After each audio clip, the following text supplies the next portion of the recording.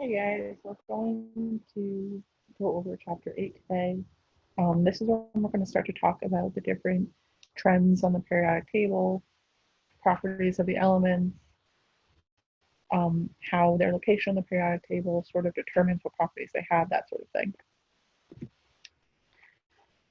One good example of this in real life is what happens with nerve transmission in our bodies.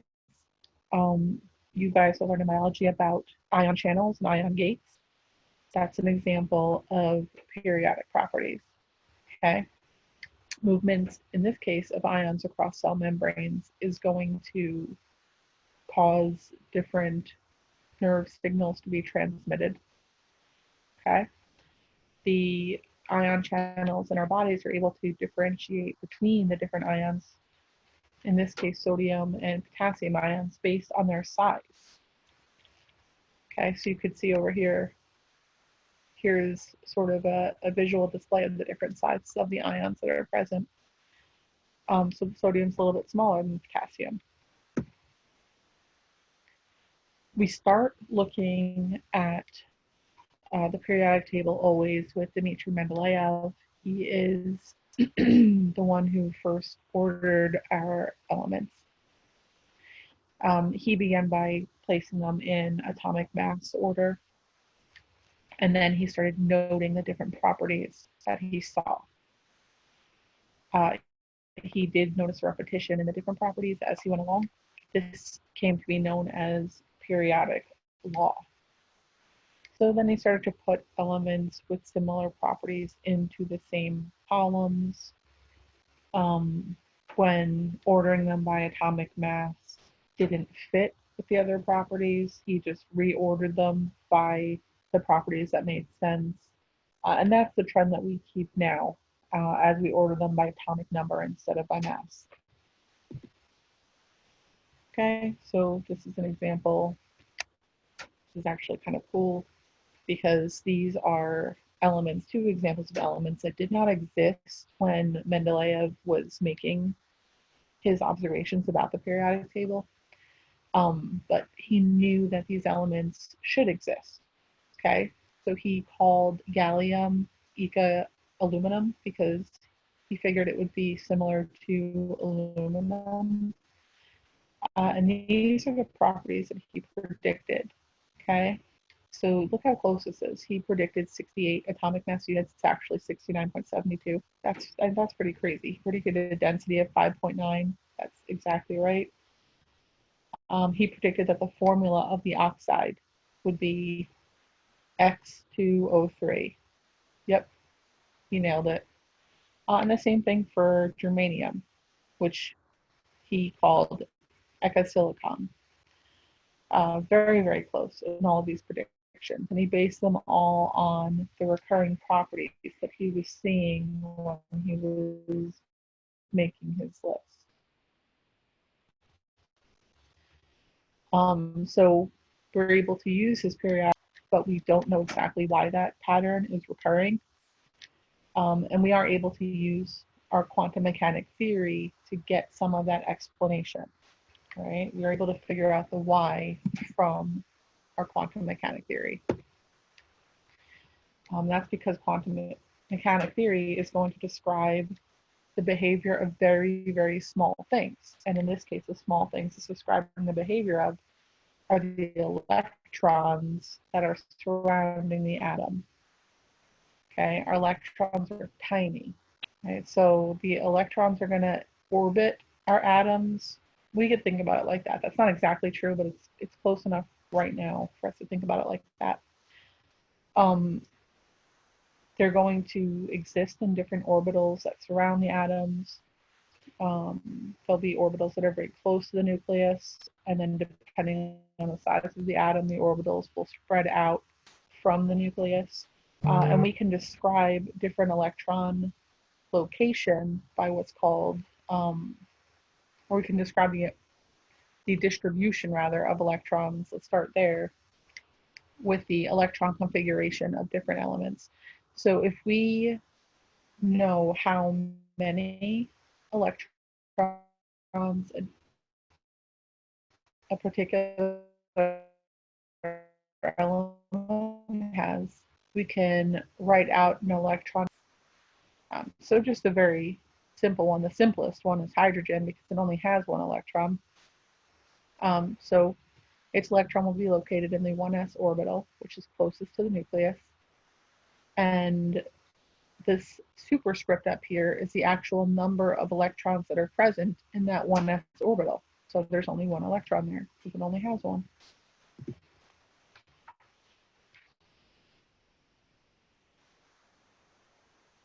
We can use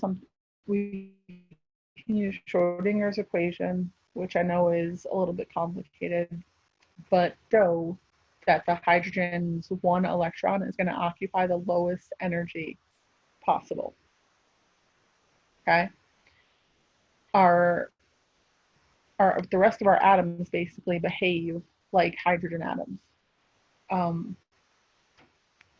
That's a weird thing to say because hydrogen only has one electron, but you're sort of going to imagine if hydrogen had more electrons, like where would they go? And it turns out that we can use that approximation to figure out the behavior of atoms with more electrons than that. We do need to take into account 2 additional pieces of information though than we've already looked at because we talked about some electron behavior in the last chapter, but we want to take into account 2 more pieces, okay? So we want to focus in now on electron spin and energy splitting within the sublevels and how that's going to affect atoms that have more than one electron, which is everything except hydrogen.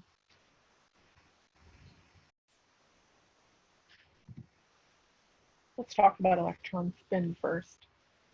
We know that electrons are going to spin on their axis. So sometimes I think it's easier to like visualize a marble or something like that so that you can actually sort of imagine this happening. Imagine like a marble with a wire going through it, or like one of those kids' toys where they have the little the wooden balls that you can move around, like the counting toys, and you could spin them on the wooden bar. And try to imagine that when you're trying to imagine these electrons spin, except as they're spinning, they're going to generate their own magnetic field. Okay, so I mean that's because they're charged particles. When you have these spinning charged particles, you're going to create, like, it's going to have an effect. So you're going to have a maximum of 2 electrons in every orbital. All right, and in that orbital, when you have 2 electrons in it, one of them is going to spin in one direction and the other one is going to spin in a completely different direction, the opposite direction. So the way that we kind of note this is that we say that half of the atoms are going to have like a north spin or an up spin, and the other half of the atoms present are going to have a down spin or a south spin. Okay, but whenever you have electrons that are paired up inside of an orbital, they will always have opposite spins. Okay, all electrons, this is very important, all electrons are going to have the same exact amount of spin. So it doesn't matter whether you're looking at an electron from one atom or another atom. The electron spin amount will be the same. We call spins up or down or north or south, but there's really no directionality to it. What's important is that the spins are opposite one another. Okay, they're only going to be like whatever the direction of the spin is. Another atom that has an opposing spin will just be in the opposite direction of that. And the electron spin is actually the 4th quantum number that we have to look at when we are looking at sets of quantum numbers. A complete quantum number set has 4 values to it, and this spin value is the 4th value. That's the spin quantum number, or m sub s. And it's not included in Schrodinger's equation because it doesn't have anything to do with electron probability or anything like that. The only values for m sub s are positive 1/2, which would represent the upspin or the north spin, and negative 1/2, which would represent the downspin. And our orbital diagrams use these square boxes to represent each orbital.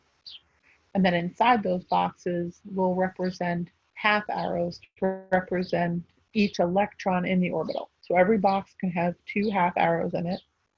One half arrow would be facing up, and that would be an upspin or a north spin. The other arrow would be facing down, and that would be a downspin. Okay? Spins have to cancel out in the orbital, so you can't have 2 up arrows in a box. That can't happen. They have to be paired in a way that cancels each other out. So if you have an up arrow, you need to have a down arrow if you have 2 electrons in an orbital.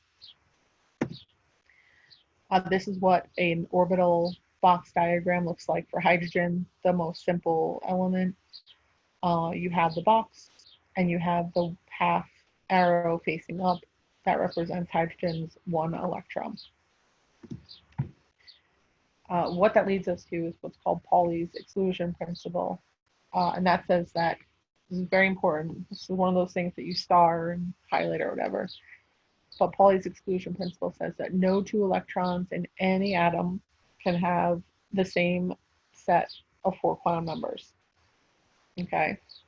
That means that no orbital can have more than 2 electrons in it, right? Because our first 3 quantum numbers can locate an electron down to its orbital. All right? So you can have 2 electrons that have the same first 3 quantum numbers. But that 4th quantum number, that would have to be different, right? Because 1 electron would have to spin up and 1 electron would have to spin down.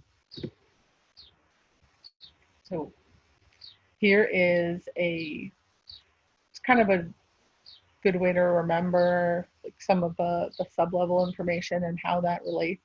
When you have an S sublevel, we've talked about how that only has 1 orbital.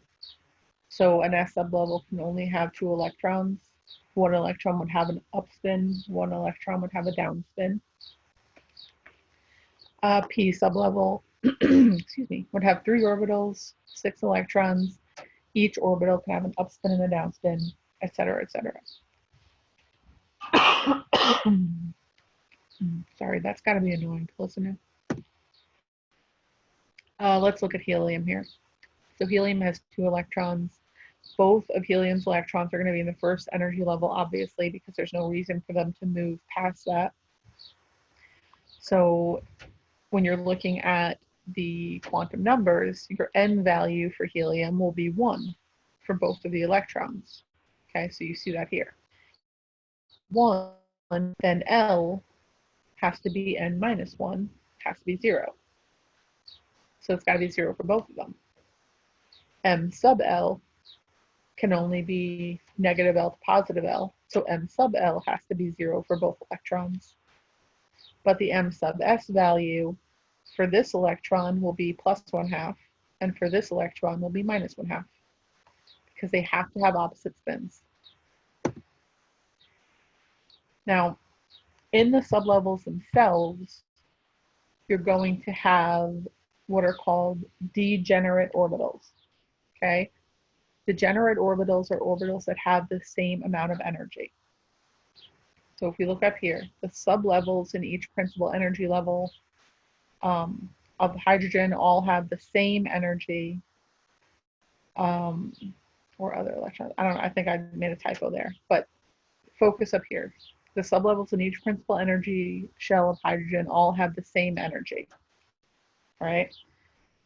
For multi-electron atoms, so anything that's past hydrogen, the energies then get split, all right? The lower the value of the L quantum number, the less energy the sublevel has. So S has an L value of 0, so S has less energy than P. P has an L value of 1. That has less energy than D, which has an L value of 2. Okay, so S is the lowest energy, F is the highest energy. But all of the orbitals within P, we've already said that P has 3 orbitals. Those 3 orbitals would be degenerate orbitals. They would have the same amount of energy. Okay? All of the 5 orbitals in your D sublevel would be degenerate. They would all have the same amount of energy. And that's true for the same principal energy level. Okay, so it's not that all of your 2p orbitals would be degenerate with your 3p orbitals. Something that's in the n principal energy level and something that's in the, or not the n, something that's in the, has an n value of 2 or an n value of 3 are inherently going to have different energy levels. But all of the orbitals that are in the same sublevel are going to have the same energy. And we can look at something like Coulomb's law to figure out what the attractions and repulsions between the charged particles are going to be. Okay, so we're talking about all of this energy stuff, right? Well, how are we calculating this energy? This is how we're calculating the energy that we're talking about here. The formula looks more complicated than it is, okay? It's 1 over this stuff, but this stuff is a whole bunch of constants. All you have to worry about is what the 2 charges are that you're looking at and what the distance is between them, okay?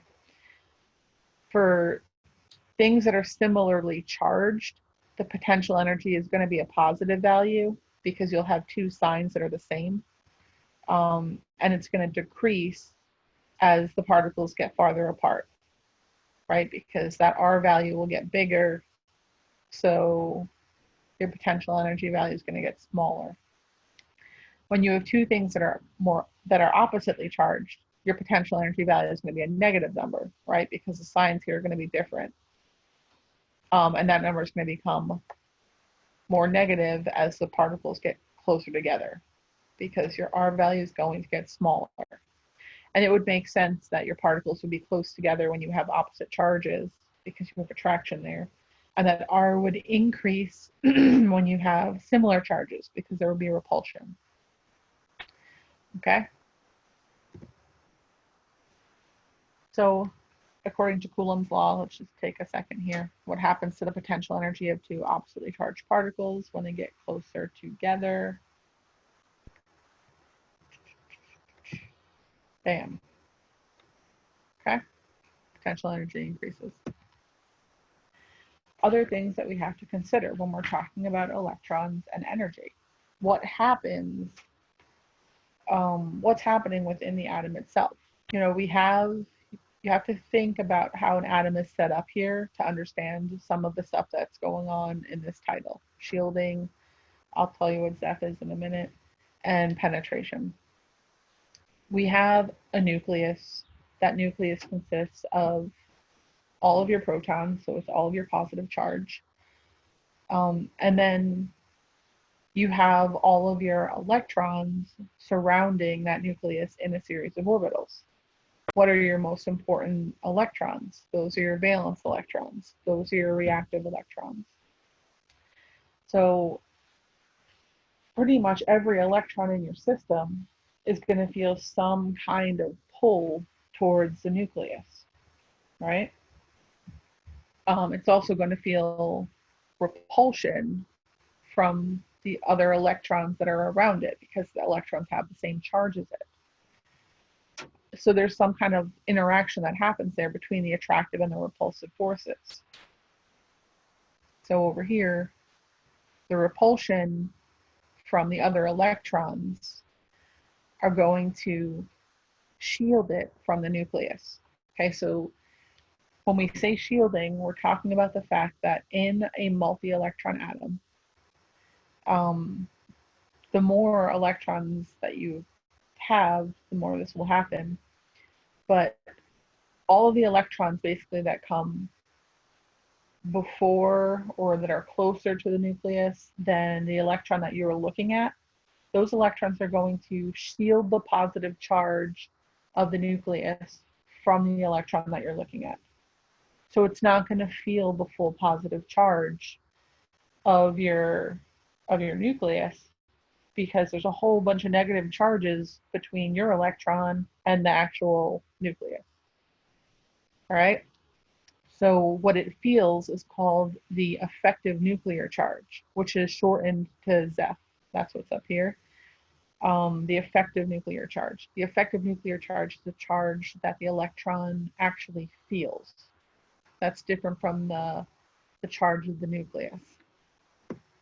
Okay, so the closer that an electron is to the nucleus, the more attraction it's going to experience because it has less repulsion in its way. Sometimes you will have an outer electron and it will actually penetrate through the electron cloud of some of your inner electrons, so it'll move past the barrier that the inner electrons are creating. So the more an electron penetrates through that barrier, the closer it's going to be to the nucleus, and the more positive charge it's going to feel. So the more attraction it's going to have for the nucleus. We can look at it like this. Oops, sorry. Let me go back there. You have a 3+ charge here in the nucleus, and we have our 3 surrounding electrons. All right. Our electrons that are within this blue cloud, those are our inner electrons. This electron here is our outer electron. So right now, this outer electron, it does not feel a charge of +3. It feels the repulsion of these 2 inner electrons in addition to the +3 charge of the nucleus. That means that the net charge that this electron experiences is only a +1 charge. Okay? Whereas in this case, you have the outer electron and it managed to penetrate into the inner electron cloud. All right? So now it's not feeling the repulsion of these electrons. Right now, all it feels is the +3 charge from this nucleus. There's nothing canceling it out. All right, I know this diagram looks very complicated, but what it's trying to tell you, or what it's trying to show you, is the effect of shielding and penetration. Okay? When you have weaker penetration of an outer electron, you're basically going to experience more repulsion. Okay? The deeper that an electron can penetrate into the inner electron cloud, the greater the attractive force to the nucleus is going to be. All right? Because that electron will not be shielded as effectively as the weaker penetrating electron. Right, that's all that graph is trying to show you there. When you have penetration of electrons, that is going to disrupt our previous idea of these degenerate orbitals. Okay, so the penetration is going to cause the energy levels, the energy of some of the sublevels that are in your same principal energy level to not be degenerate. Okay, so you can have the same principal energy level, but some of your sublevels are going to have less energy than others. And this starts to happen especially in the 4th and the 5th principal energy levels. So the bigger that your atoms get, the more this stuff applies. The effects of penetration become so important in the 4th and 5th principal energy levels that the 4s level, for example, is at a lower energy than your 3d orbital of your previous principal energy level. All right? And this is what that ends up looking at like. And it's important to know what this energy pattern is, because your electrons are going to fill these orbitals in order of lowest energy to highest energy. Okay? So you see, initially starts kind of how you'd expect. 1s is the lowest, then 2s, then 2p, then 3s, then 3p, then 4s. What? That's not right. you would think that 3D should be at a lower energy level than 4s because it has an n value of 3. But because of the idea of penetration, the energy level of 4s is actually slightly lower than 3D. So after an atom is done filling its 3p orbital, it fills its 4s orbital before it will go on to fill its 3d orbitals. Once it's done with its 3d orbitals, then it will move on to its 4p orbitals. Then it's 5s, and then it's 4d. Okay? So let's think about this question for a second. Which statement is true? Give you a second to read those things. You can hit pause if you'd like, so I don't actually have to wait. But what is true here is that an orbital that penetrates into a region occupied by core electrons, those are your inner electrons, is less shielded from the nuclear charge than an orbital that does not penetrate and therefore has a lower energy level. Okay? So hopefully that makes sense. So now let's talk about how we are going to fill the orbitals with electrons. You need to know all three of these principles. You need to know them by name and by definition. Okay, so knowing the general principle or the rules isn't going to be enough. You need to be able to distinguish them from one another. So starting with the alpha principle, that's the idea that we're going to fill the orbitals from the lowest energy level and the lowest sublevels to the highest ones. Okay, so the lowest energy to highest, that's the alpha principle. This is the principle that involves using that energy diagram to make sure that you are filling the lowest energy levels first. Okay. Any orbitals that are in the same n level and that are in the same sublevel, those are all going to have the same energy. Right? The next principle that we have to look at is Pauli's exclusion principle. And the simplified version of that is that you cannot have more than 2 electrons in any orbital.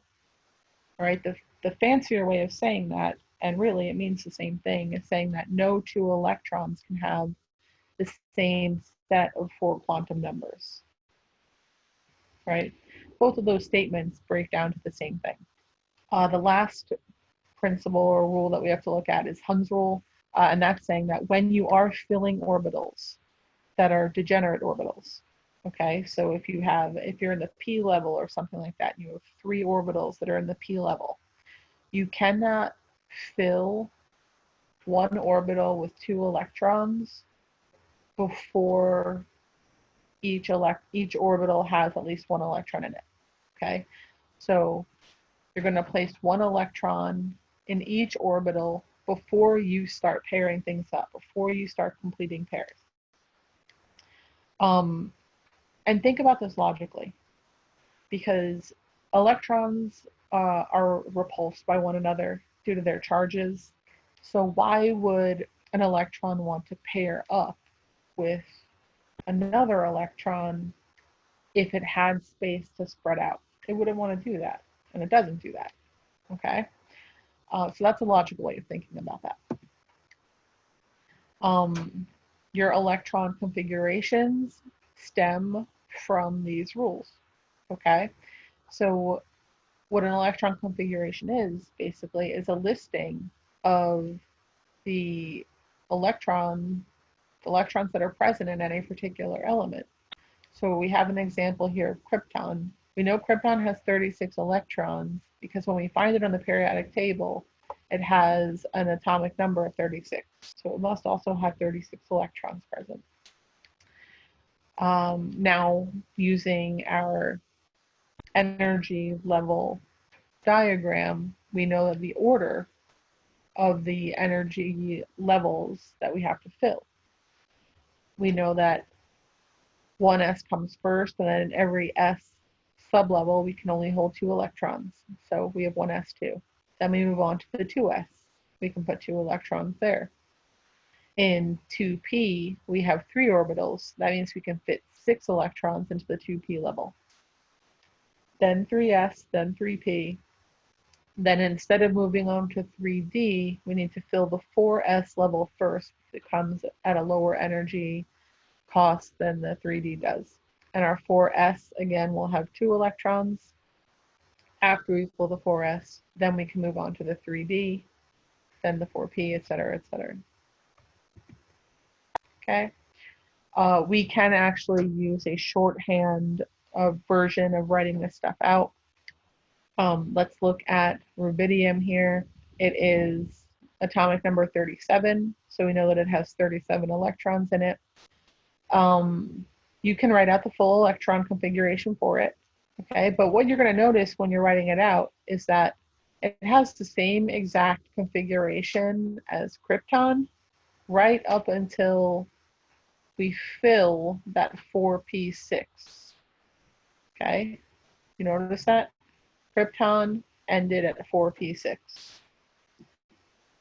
Rubidium is the same right up to that point, and then we add on its extra 5s1 electron.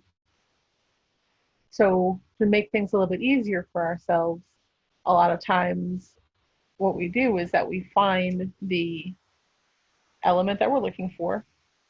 We look at the noble gas that came before it. It always has to be before it. And we bracket off that noble gas. So we put it inside of brackets here. And what that bracket is telling us is that this element has the same exact electron configuration as krypton up to this point, and then in addition it has whatever electrons follow it. So what we're saying here is that rubidium matches krypton up to this point, but it also has a 5s1 electron. So that makes it a little bit shorter to write out the electron configurations. It's a nice, easy way to do it. This is just another way to think about or to help memorize the different energy levels. People like to do this sort of diagonal line drawing.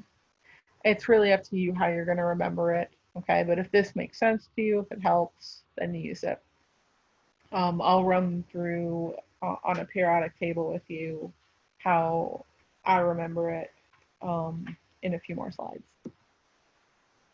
Here are just some examples of what electron configurations look like. So take a minute and make sure that these do make sense to you. Notice, for example, this is a good one here.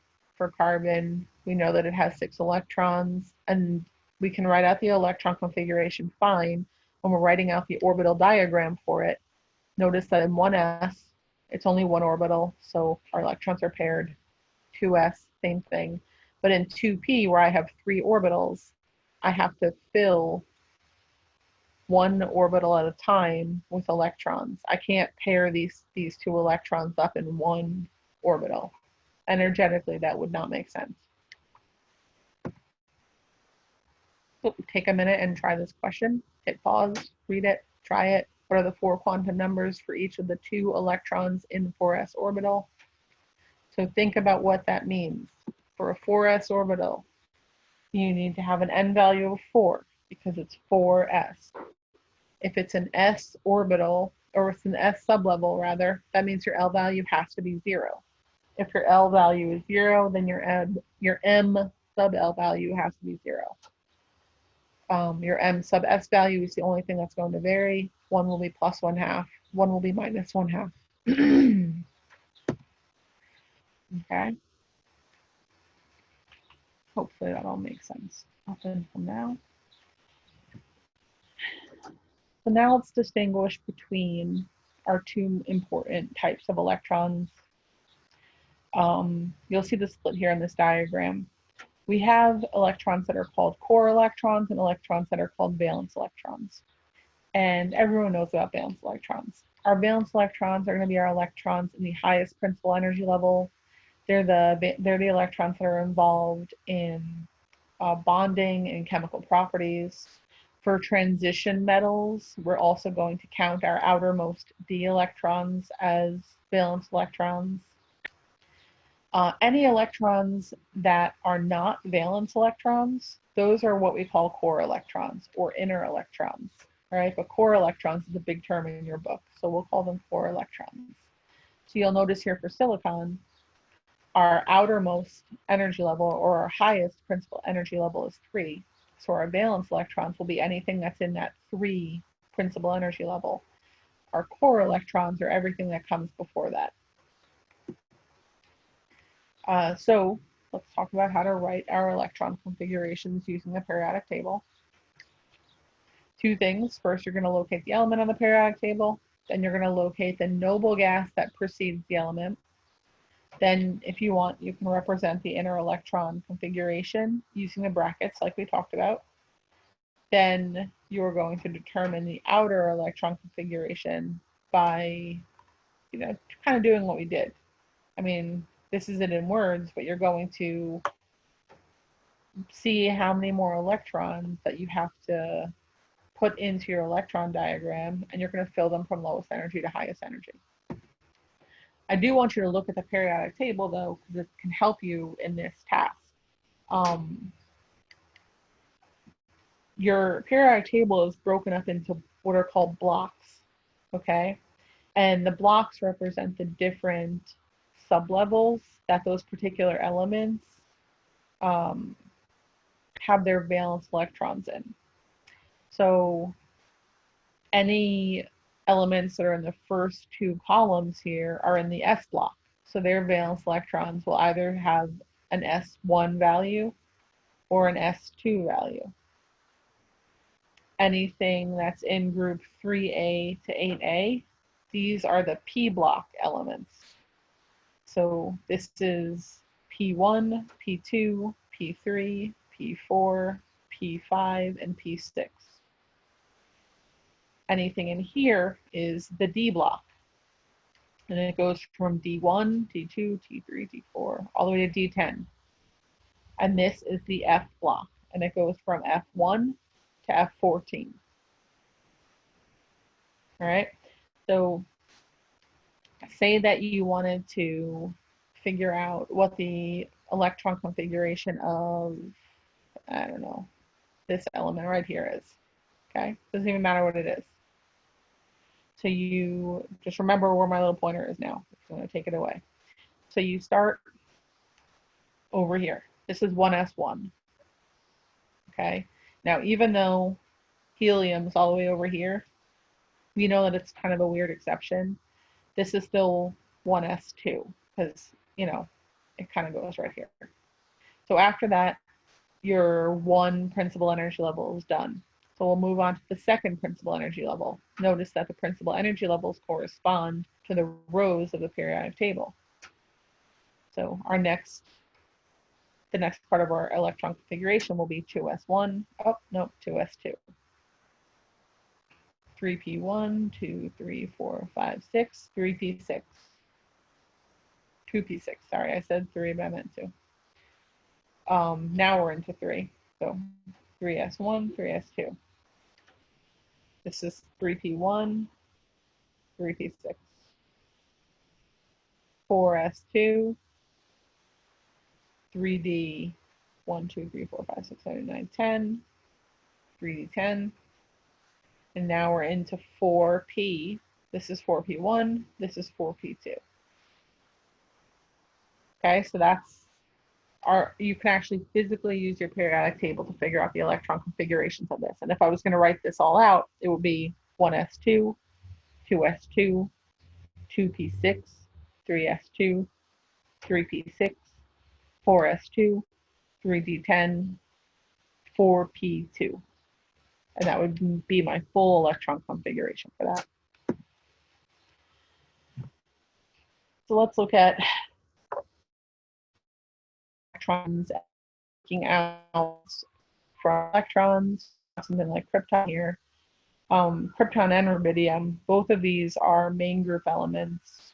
So when we write out their electron configurations, we can look at the highest principal energy level to figure out what the valence electrons are. So for krypton, 4s2 and 4p6 are the highest energy levels. There's 2 electrons in 4s2 and in 4s, there's 6 electrons in 4p. That means that we have 8 valence electrons total. For rubidium, we have 5s1. That is our highest energy level. It's 5.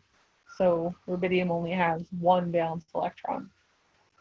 It has 36 core electrons. The rest of them are core. For cobalt, this is a transition metal. So remember, for transition metals, our d electrons, they count as valence electrons. So for cobalt, we have our highest principal energy level, which is 4. So our 4s electrons will count towards our valence, but these 3d electrons count as well. So we have 9 valence electrons and we have 18 core electrons. Okay, so now if we were actually looking at quantum numbers here, look at the set of quantum numbers here for rubidium. Specifically for our 5s1 electron in rubidium. We start with n equals 5 because that's the principal energy level. Then we move on to our sublevel S, L equals 0. If L equals 0, then M sub L also has to equal 0. And because we only have 1 valence electron here, our M sub S value is going to be plus 1/2. The default value for M sub S is plus 1/2 if you only have 1 electron. All right. For an electron in the 2p sublevel, for any electron in the 2p sublevel, what are our quantum numbers for that? Well, if you have a 2p sublevel, your n level has to be 2. For a p sublevel, your L value has to be 1. And then after that, you have a little bit of ambiguity because your M sub L can be -1, 0, or +1. Hence the 3 potential orbitals there. This is orbital 1, orbital 2, and orbital 3. And then within each orbital, you can have an M sub S value of plus or minus 1/2. Okay. So take a second, try to write out an electron configuration for the elements. Pause this and try it.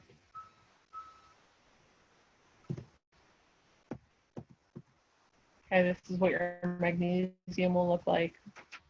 This is what your phosphorus will look like.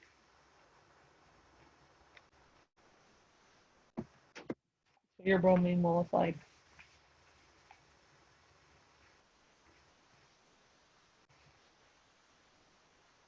Okay. And you have another example here that you can look at. I think I'm going to stop this particular video here for now, and I'll finish it up in a little bit. I'll finish up with like a second half video or something like that in a little while.